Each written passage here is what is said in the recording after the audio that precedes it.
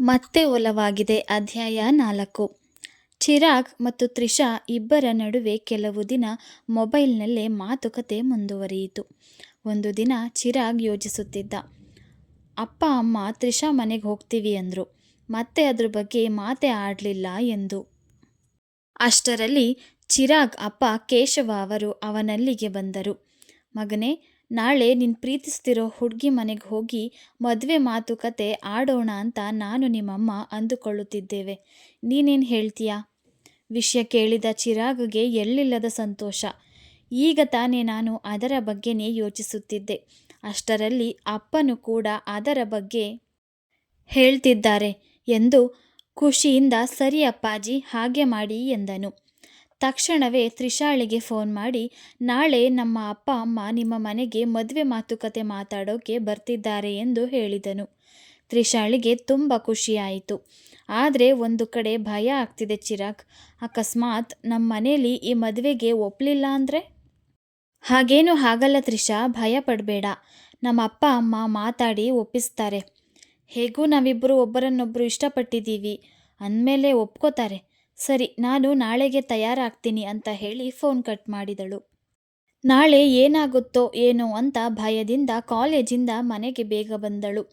ಅವಳನ್ನು ನೋಡಿ ಕಮಲ ಅವರು, ಏನಮ್ಮ ಇಷ್ಟು ಬೇಗ ಬಂದ್ಬಿಟ್ಟೆ, ಬೇಗ ಕ್ಲಾಸ್ ಮುಗೀತಾ ಎಂದು ವಿಚಾರಿಸತೊಡಗಿದರು.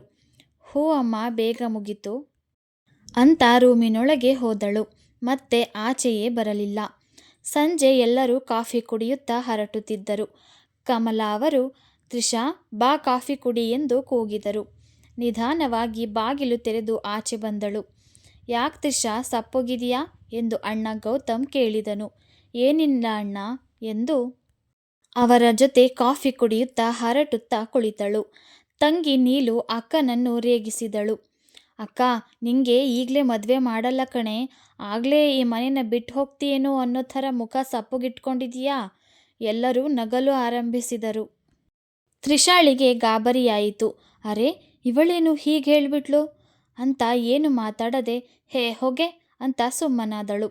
ಅಷ್ಟರಲ್ಲಿ ಗೌತಮ್, ಮದುವೆ ಅಂದಾಗ ನೆನಪಾಯಿತು ಅಪ್ಪ, ನನ್ನ ಸ್ನೇಹಿತ ಪ್ರೀತಮ್ ಅಂತ ತ್ರಿಷಾನ ಎಲ್ಲೋ ನೋಡಿ ಅವಳನ್ನು ಇಷ್ಟಪಟ್ಟಿದ್ದಾನೆ. ನೇರವಾಗಿ ನನ್ನ ಹತ್ರ ಬಂದು, ನೀನು ಒಪ್ಕೊಂಡ್ರೆ ನಾನು ನಿನ್ನ ತಂಗಿನ ಮದುವೆ ಆಗ್ತೀನಿ. ಮನೇಲಿ ವಿಷಯ ಹೇಳು, ಎಲ್ರಿಗೂ ಇಷ್ಟ ಆದರೆ ಅಪ್ಪ ಅಮ್ಮನ ಜೊತೆ ಮನೆಗೆ ಬರ್ತೀನಿ ಅಂತ ಹೇಳ್ದ ಎಂದು ಗೌತಮ್ ಮಾತು ಮುಗಿಸುವಾಗಲೇ ತ್ರಿಷಾಳಿಗೆ ಶಾಕ್ ಆಯಿತು. ಅಯ್ಯೋ ದೇವ್ರೆ, ಏನಾಗ್ತಿದೆ ಇಲ್ಲಿ? ನಾಳೆ ನೋಡಿದ್ರೆ ಚಿರಾಗ್ ಅಪ್ಪ ಅಮ್ಮ ಬರ್ತಿದ್ದಾರೆ, ಅಣ್ಣ ನೋಡಿದ್ರೆ ಬೇರೆ ಹುಡುಗನ ಬಗ್ಗೆ ಹೇಳ್ತಿದ್ದಾನಲ್ಲ. ಛೇ, ಇದೆಂಥ ಅಗ್ನಿ ಪರೀಕ್ಷೆ. ಕರ್ಮ, ಅವನ್ಯಾರೋ ಪ್ರೀತಮ್, ನನ್ನ ಅದೆಲ್ಲಿ ನೋಡಿದ್ನೋ, ನನ್ನೇ ಯಾಕೆ ಇಷ್ಟಪಟ್ಟನೋ ಎಂದು ಮನಸ್ಸಿನಲ್ಲಿಯೇ ಬೈದುಕೊಂಡಳು.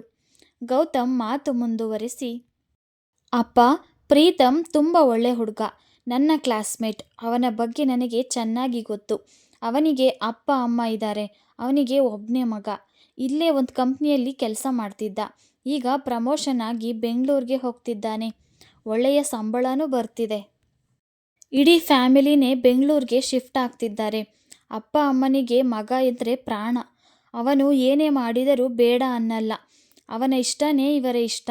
ಅದಕ್ಕೆ ನೋಡು, ಮಗಂಗೆ ಬೆಂಗಳೂರಿಗೆ ಟ್ರಾನ್ಸ್ಫರ್ ಆಯಿತು ಅಂತ ಇಲ್ಲಿ ಇರೋ ಮನೆನ ಬಿಟ್ಟು ಅವನ ಜೊತೆ ಬೆಂಗಳೂರಿಗೆ ಹೋಗ್ತಿದ್ದಾರೆ. ನಿಜವಾಗ್ಲೂ ಅವ್ರ ಮನೆಗೆ ನನ್ನ ತಂಗಿನ ಮದುವೆ ಮಾಡಿದ್ರೆ ಅವಳು ತುಂಬ ಖುಷಿಯಾಗಿರ್ತಾಳೆ ಅನ್ನೋದು ನನ್ನ ಅಭಿಪ್ರಾಯ. ನೀವೆಲ್ಲ ಹೇಗೆ ಹೇಳ್ತೀರಿ ಹಾಗೆ ಮಾಡೋಣ ಎಂದು ಗೌತಮ್ ಮಾತು ಮುಗಿಸಿದ. ವಿಷಯ ಕೇಳಿದ ತಕ್ಷಣ ತ್ರಿಷಾ ಅಲ್ಲಿಂದ ಹೊರಟು ರೂಮ್ ಸೇರಿದಳು. ಸತ್ಯಮೂರ್ತಿಯವರು ಮಗ ಗೌತಮ್ ಹೇಳಿದ ವಿಷಯದ ಬಗ್ಗೆ ಸ್ವಲ್ಪ ಸಮಯ ಕಮಲ ಅವರ ಜೊತೆ ಮಾತನಾಡಿ ಗಂಭೀರವಾಗಿ ಯೋಚಿಸಿದರು. ನಂತರ, ಅಲ್ಲಪ್ಪ ಗೌತಮ್, ನೀನು ಇಷ್ಟೆಲ್ಲ ಹೇಳ್ತಿದ್ದೀಯಾ ಅಂದರೆ ನಮಗೂ ಒಪ್ಪಿಗೆ ಇದೆ. ಆದರೆ ನಮ್ಮದು ಏನಿದೆ, ಮೊದಲು ನಿನ್ನ ತಂಗಿಗೆ ಆ ಹುಡುಗ ಇಷ್ಟ ಆಗಬೇಕು. ಅವಳು ಈ ಮದುವೆಗೆ ಒಪ್ಪಿಗೆ ಕೊಟ್ಟರೆ ಮುಂದಿನದ್ದು ನೋಡೋಣ. ಸರಿ, ಒಂದ್ಸಲ ಮನೆಗೆ ಬರೋಕ್ಕೆ ಹೇಳು. ಹುಡುಗಿನ ನೋಡ್ಕೊಂಡು ಹೋಗಲಿ. ನಮ್ಮ ತ್ರಿಷಾನು ಹುಡುಗನ್ನ ನೋಡಲಿ. ಅವಳು ಇಷ್ಟಪಟ್ಟರೆ ಆಮೇಲೆ ನಿರ್ಧಾರ ಮಾಡೋಣ ಎಂದು ತಿಳಿಸಿದರು. ಗೌತಮ್ಗೆ ಸಂತೋಷವಾಯಿತು. ತ್ರಿಷಾಗೆ ಆತಂಕ ಜಾಸ್ತಿಯಾಯಿತು. ಏನು, ಅಪ್ಪ ಮನೆಗೆ ಬರೋಕ್ಕೆ ಹೇಳು ಅಂತಿದ್ದಾರಲ್ಲ, ಏನು ಮಾಡೋದು ಅಂತ ಯೋಚಿಸತೊಡಗಿದಳು. ಅಷ್ಟರಲ್ಲಿ ಗೌತಮ್ ತ್ರಿಷಾ ರೂಮಿಗೆ ಬಂದನು. ಏನು ಮಾಡ್ತಿದ್ದಾಳೆ ನನ್ನ ಮುದ್ದು ತಂಗಿ ಎಂದು ಮಾತನಾಡಿಕೊಂಡು ಒಳಬಂದ. ತ್ರಿಷಾ, ನಾನು ಅಪ್ಪ ಜೊತೆ ಮಾತಾಡಿದ್ದು ನಿಂಗೆ ಕೇಳಿಸಿರ್ಬೇಕು ಅಲ್ವಮ್ಮ? ನೀನೇನು ಹೇಳ್ತೀಯಾ ಇದ್ರ ಬಗ್ಗೆ? ಮದುವೆ ಆಗೋಕೆ ಒಪ್ಗೆನಾ? ಅಣ್ಣ, ಅದು ಅದು ನಾನು ಏನು ಹೇಳಮ್ಮ? ನಾಳೆ ನಮ್ಮ ಮನೆಗೆ ಹುಡುಗಿ ನೋಡೋಕೆ ಬರ್ತಿದ್ದಾರೆ.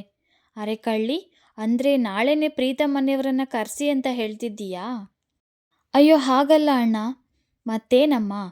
ಅಣ್ಣ, ನಾನು ಇವಾಗ ಹೇಳೋ ವಿಷಯದಿಂದ ನಿಂಗೆ ಏನು ಅನಿಸುತ್ತೋ ಗೊತ್ತಿಲ್ಲ, ಆದರೆ ಹೇಳದೆ ಬೇರೆ ದಾರಿ ಇಲ್ಲ. ನಾಳೆನೇ ಅವ್ರು ಬಂದ ಮೇಲೆ ನಿಮಗೆ ವಿಷಯ ಗೊತ್ತಾಗುತ್ತೆ ಅಂತ ಸುಮ್ಮನಿದ್ದೆ, ಆದರೆ ಈಗಲೇ ಹೇಳೋ ಪರಿಸ್ಥಿತಿ ಬಂದಿದೆ. ಅದೇನು ಅಂತ ಹೇಳಬಾರ್ದಾ? ಹೇಳ್ತೀನಿ ಅಣ್ಣ. ನಾನು ಚಿರಾಗ್ ಅನ್ನೋ ಒಬ್ಬ ಹುಡುಗನ್ನ ಪ್ರೀತಿ ಮಾಡ್ತಿದ್ದೀನಿ. ಅವರು ಕೂಡ ನನ್ನನ್ನು ತುಂಬ ಪ್ರೀತಿಸ್ತಿದ್ದಾರೆ. ಅವ್ರ ಮನೇಲಿ ವಿಷಯ ಹೇಳಿ ನಾಳೆ ಅವರ ಅಪ್ಪ ಅಮ್ಮ ನಮ್ಮ ಮನೆಗೆ ಕಳಿಸ್ತಿದ್ದಾರೆ ಅಣ್ಣ ಎಂದು ತನ್ನ ಪ್ರೀತಿ ವಿಷಯನ ಅಣ್ಣ ಗೌತಮ್ ಬಳಿ ಹೇಳಿದಳು. ಗೌತಮ್ ಏನು ಮಾತನಾಡದೆ ಸುಮ್ಮನಾದ. ಯಾಕಣ್ಣ ಏನು ಮಾತಾಡ್ತಿಲ್ಲ? ನನ್ನ ಬಗ್ಗೆ ಬೇಜಾರಾ? ಅಯ್ಯೋ ಹಾಗೇನಿಲ್ಲ ತ್ರಿಷಾ, ನೀನು ಖುಷಿಯಾಗಿರೋದೇ ನಮಗೆಲ್ಲ ಬೇಕಾಗಿರೋದು. ಸರಿ ಬರಲಿ ಬಿಡು, ಅವ್ರ ಜೊತೆ ಚಿರಾಗ್ನೂ ಬರೋದಕ್ಕೆ ಹೇಳು. ನಾವು ಕೂಡ ಅವರನ್ನು ನೋಡಿದ ಹಾಗೆ ಆಗುತ್ತೆ. ಹುಡುಗಿ ನೋಡೋ ಶಾಸ್ತ್ರನ ಮಾಡೋಣ ಎಂದನು. ತ್ರಿಷಾ ಸಂತೋಷಕ್ಕೆ ಪಾರವೇ ಇರಲಿಲ್ಲ. ಅಣ್ಣನನ್ನು ಜೋರಾಗಿ ಅಪ್ಪಿಕೊಂಡು ಖುಷಿಗೆ ಅಳಲು ಶುರು ಮಾಡಿದಳು. ಸರಿ ಅಣ್ಣ, ನಾಳೆ ಅವರನ್ನು ಬರೋಕ್ಕೆ ಹೇಳ್ತೀನಿ ಅಂತ ಹೇಳಿದಳು.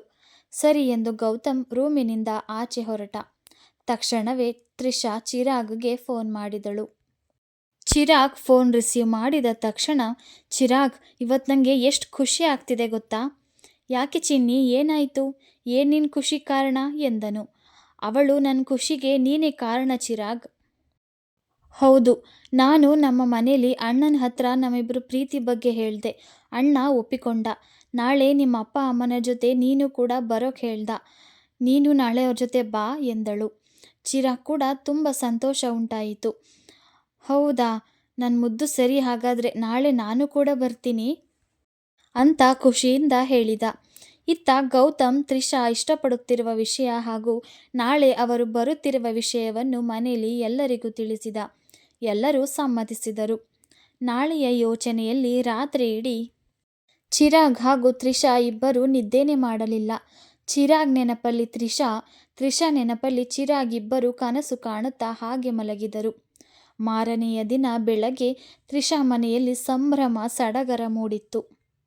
ಎಲ್ಲರೂ ಖುಷಿಯಿಂದ ಕೆಲಸ ಕಾರ್ಯ, ಅಡುಗೆ, ತಿಂಡಿ ತಿನಿಸುಗಳನ್ನು ಮಾಡುತ್ತಿದ್ದರು. ತ್ರಿಷಾ ರೂಮ್ನಲ್ಲಿ ಚಿರಾಗ್ಗಾಗಿ ಚೆನ್ನಾಗಿ ಸುಂದರವಾಗಿ ಕಾಣಬೇಕೆಂದು ಸೀರೆ, ಬಳೆ, ಒಡವೆಯೆಲ್ಲ ಹಾಕಿಕೊಂಡು ತಯಾರಾಗುತ್ತಿದ್ದಳು. ಇತ್ತ ಕಡೆ ಚಿರಾಗ್ ಮನೆಯವರು ಕಾರಿನಲ್ಲಿ ಹೊರಟಿದ್ದರು. ಚಿರಾಗ್ಗೆ ತ್ರಿಷಾಳನ್ನು ನೋಡುವ ಕಾತುರತೆ ಹೆಚ್ಚಿತ್ತು. ಹಾಗಾಗಿ ಕಾರನ್ನು ವೇಗವಾಗಿ ಓಡಿಸಿಕೊಂಡು ಬರುತ್ತಿದ್ದ. ನೇರವಾಗಿ ತ್ರಿಷಾ ಮನೆಯ ಮುಂದೆ ಬಂದು ಕಾರು ನಿಲ್ಲಿಸಿದನು. ಕಾರು ಬಂದ ಶಬ್ದ ಕೇಳಿ ತ್ರಿಷಾ ಮುಖ ಹೂವಿನಂತೆ ಅರಳಿತು. ತ್ರಿಷಾಳ ಅಣ್ಣ ಅಪ್ಪ ಅಮ್ಮ ಮನೆ ಬಾಗಿಲಿನ ಹತ್ತಿರ ಬಂದರು. ಚಿರಾಗ್ ಅಪ್ಪ ಅಮ್ಮ ಕಾರಿನಿಂದ ಕೆಳಗಿಳಿದರು. ಚಿರಾಗ್ ಕಾರು ಪಾರ್ಕ್ ಮಾಡಿ ನಿಧಾನಕ್ಕೆ ಮನೆ ಮುಂದೆ ಬಂದು ನಿಂತನು. ತ್ರಿಷಾ ಮನೆಯವರು ಚಿರಾಗ್ ಮನೆಯವರನ್ನು ಸ್ವಾಗತಿಸಿದರು. ಅವರೆಲ್ಲರನ್ನು ನೋಡಿದ ಚಿರಾಗ್ ಮನೆಯವರಿಗೆ ತುಂಬಾ ಖುಷಿಯಾಯಿತು. ಚೆನ್ನಾಗಿದ್ದೀರಾ? ಬನ್ನಿ ಕುತ್ಕೊಳ್ಳಿ ಎಂದು ತ್ರಿಷಾ ಮನೆಯವರು ಅವರೆಲ್ಲರನ್ನು ಆದರದಿಂದ ಮಾತನಾಡಿಸಿದರು.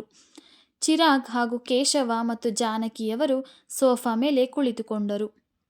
ಕಮಲ ಅವರು ತ್ರಿಷಾಳನ್ನು ಅಡುಗೆ ಮನೆಗೆ ಕರೆದು ಚಿರಾಗ್ ಮನೆಯವರಿಗೆ ಕುಡಿಯಲು ನೀರನ್ನು ತಗೊಂಡು ಹೋಗಿ ಕೊಡು ಎಂದು ಟ್ರೇಯಲ್ಲಿ ಇಟ್ಟು ಕಳುಹಿಸಿದರು. ತ್ರಿಷಾ ನಾಚಿಕೆಯಿಂದ ತಲೆ ಬಗ್ಗಿಸಿಕೊಂಡೇ ನಿಧಾನವಾಗಿ ಹಾಲಿನತ್ತ ಮುಖ ಮಾಡಿದಳು. ತ್ರಿಷಾ ತುಂಬಾನೇ ಸುಂದರವಾಗಿ ತಯಾರಾಗಿದ್ದಳು. ಹಸಿರು ಸೀರೆ, ಹಸಿರು ಬಳೆ, ಮುಡಿಯಲ್ಲಿ ಮಲ್ಲಿಗೆ ಹೂವು, ಹಣೆಯಲ್ಲಿ ಸಿಂಧೂರ, ಕಾಲಿಗೆ ಕಾಲ್ಗೆಜ್ಜೆ, ಹೀಗೆ ನೋಡಲು ಮಹಾಲಕ್ಷ್ಮಿಯಂತೆ ಕಾಣುತ್ತಿದ್ದಳು. ತ್ರಿಷಾಳನ್ನು ಚಿರಾಗ್ ಮೊದಲ ಬಾರಿಗೆ ಸೀರೆಯಲ್ಲಿ ನೋಡಿ ಕಳೆದೆ ಹೋಗಿದ್ದ.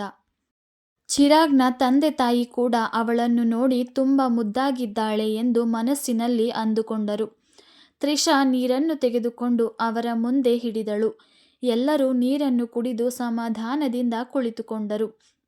ಮತ್ತೆ ತ್ರಿಷಾ ಅವರಿಗಾಗಿ ಜ್ಯೂಸ್ ಜೊತೆಗೆ ಅಮ್ಮ ಮಾಡಿದ್ದ ಚಕ್ಕುಲಿ ನಿಪ್ಪಟ್ಟನ್ನು ಸಹ ತಂದು ಟೇಬಲ್ನ ಮೇಲೆ ಇಟ್ಟಳು.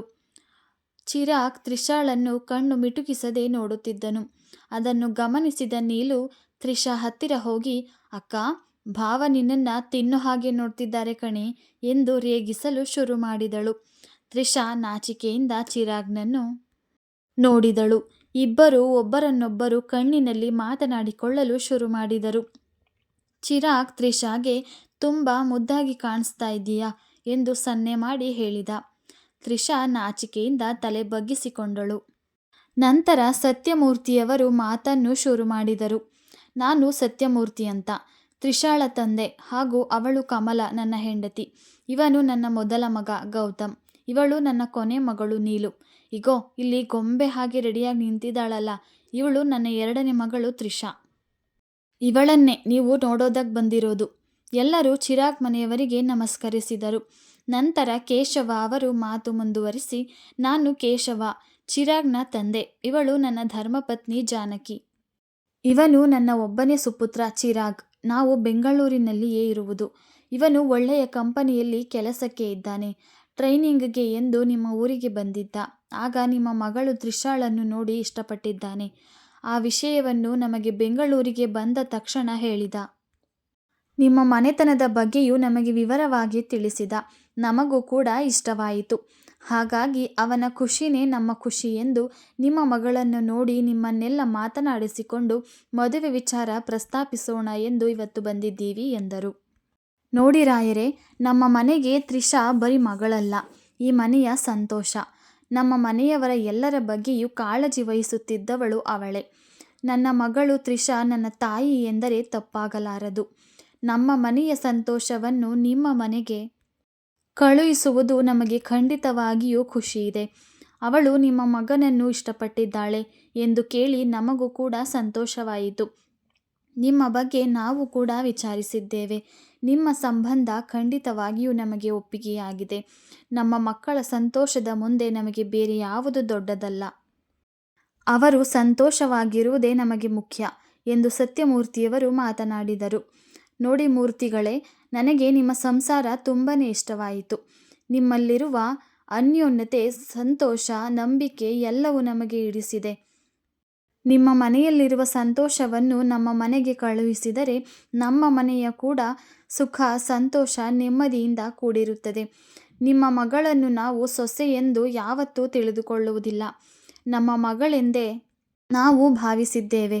ಅವಳ ಬಗ್ಗೆ ಯಾವುದೇ ಚಿಂತೆ ನಿಮಗೆ ಬೇಡ. ಧಾರಾಳವಾಗಿ ನಮ್ಮ ಮನೆಗೆ ನಿಮ್ಮ ಮಗಳನ್ನು ಸೊಸೆಯಾಗಿ ಕಳುಹಿಸಿ, ಅಷ್ಟೇ ಸಾಕು ಎಂದರು. ನಮಗೆ ಯಾವುದೇ ಆಡಂಬರ ಅವಶ್ಯಕತೆ ಇಲ್ಲ.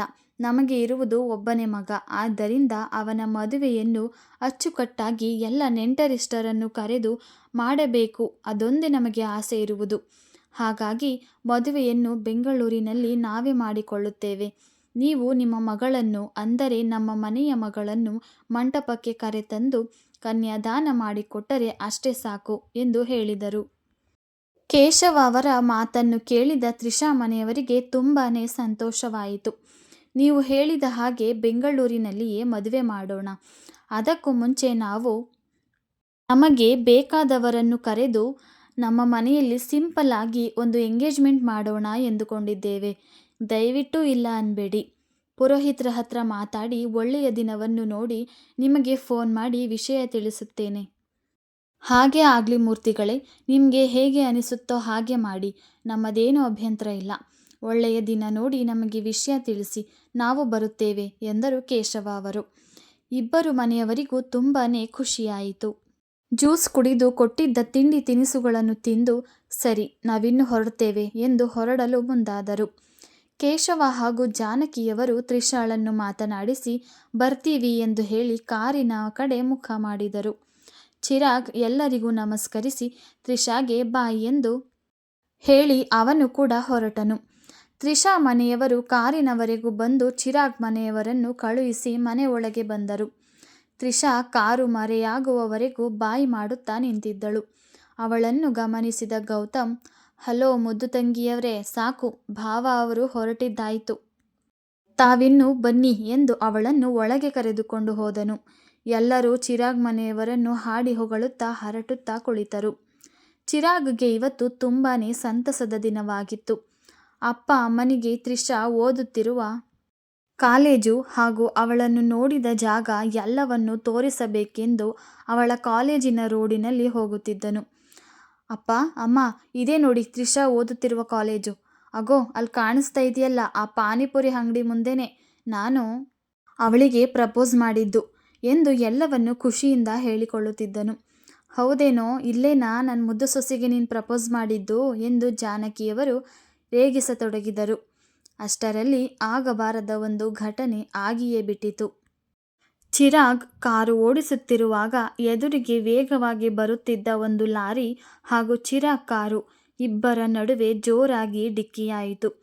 ರಸ್ತೆಯೆಲ್ಲ ರಕ್ತದ ಓಕುಳಿಯಾಯಿತು. ಹಾಗಾದರೆ ತ್ರಿಷಾಳ ಕಥೆ ಮುಂದೆ ಮದುವೆ? ಸಂಚಿಕೆ ಮುಂದುವರಿಯುತ್ತದೆ. ನಿರೀಕ್ಷಿಸಿ. ಧನ್ಯವಾದಗಳು.